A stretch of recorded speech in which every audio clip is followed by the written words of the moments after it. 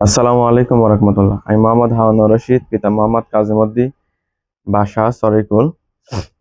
আমি বাংলা ইসলামী ছাত্র শিবির বড়াইগ্রাম ইউনিয়নের সভাপতি। সম্প্রতি কয়েকটি সংবাদ মাধ্যমে বড়াইগ্রামের বৈদ্যুতিক খুঁটিতে বেঁধে নারীকে নির্যাতনের মামলায় শিবির নেতা ও তার ভাইয়ের বিরুদ্ধে শিরোনামে একটি সংবাদ প্রকাশ হয়েছে। সংবাদটি আমার দৃষ্টিগোচর হয়েছে।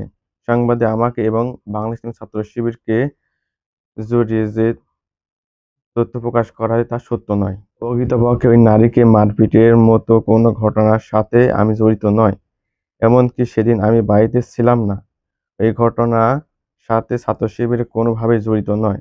তবে সেদিন ওই মহিলার ওই মহিলার গ্রামের কিছু অতি উৎসাহিত লোকজন তাকে খুঁটির সাথে বেঁধে নিয়ে যাওয়ার ভিডিও প্রকাশ করে। পরে তারাই আমার পরিবারকে বিপদে ফেলতে সে ভিডিও বিভিন্ন জনকে দিয়েছে।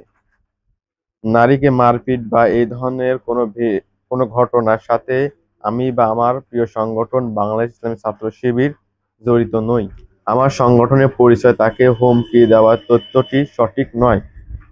প্রকৃতপক্ষে প্রকৃতপক্ষে আমার সংগঠন বাংলাদেশ ইসলামী ছাত্র শিবির মানক্ষুণ্ণ করতে এই সংবাদটি প্রকাশ করা হয়েছে। আমি এই সংবাদে আমার সংগঠন বাংলাদেশ ইসলামী ছাত্র শিবিরকে জানানোর তীব্র নিন্দা ও প্রতিবাদ জানাচ্ছি।